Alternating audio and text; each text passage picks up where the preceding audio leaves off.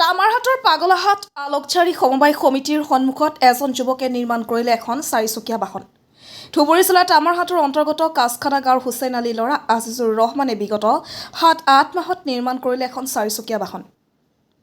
জানিব পৰা মতে ব্যক্তিজনৰ পাগলাহাট আলোকচাৰী সমবায় সমিতিৰ সন্মুখত এখন ই-ৰিক্সা দোকান আছে। এই দোকানখনৰ পৰা চাৰিচকীয়া বাহনখন খাচি উলিওৱাৰ প্ৰচেষ্টা অব্যাহত ৰাখিছে।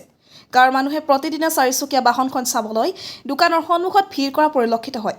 স্থানীয় ৰাইজে অসম চৰকাৰক আবেদন জনাইছে, চৰকাৰে যদি কিবা এটা সুবিধা প্ৰদান কৰে তেন্তে ল'ৰাজনে ভৱিষ্যতে ইয়াতকৈ অত্যাধুনিক কিবা বনাবলৈ সক্ষম হ'ব।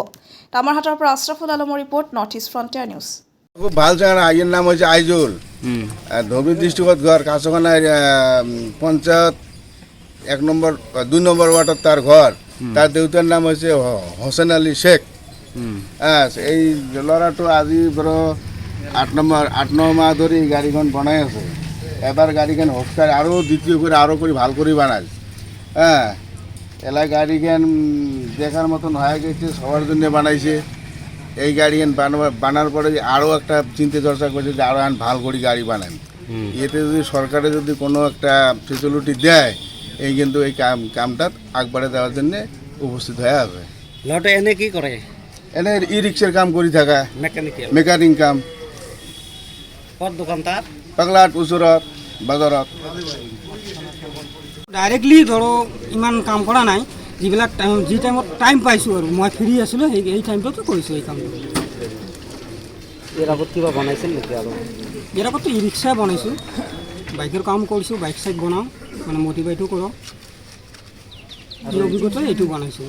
আৰু কিবা সা সুবিধা পালে ইয়াতকৈ আধুনিক কিবা বনাব? সা সুবিধা পালেতো এইটো আধুনিক, মানে যিমান অত্যাধিক বস্তু যিমান পাওঁ মানে বনাব পাৰি। আশা আছে।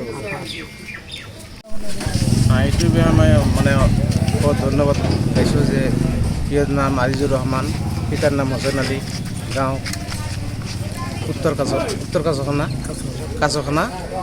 সিহঁতৰ দোকান হ'ল পাগলাহাট থানাৰ ওচৰতে, সমবায়ৰ সন্মুখত। এই ল'ৰাজন বৰ ভাল, ই ৰিক্সাৰ মেকাৰ হয়।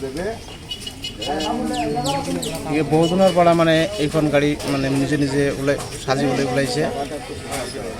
আৰু ইয়াতে যদি অলপ চৰকাৰে সহায় সহযোগিতা কৰে তেনেহ'লে আৰু আগবাঢ়ি যাব।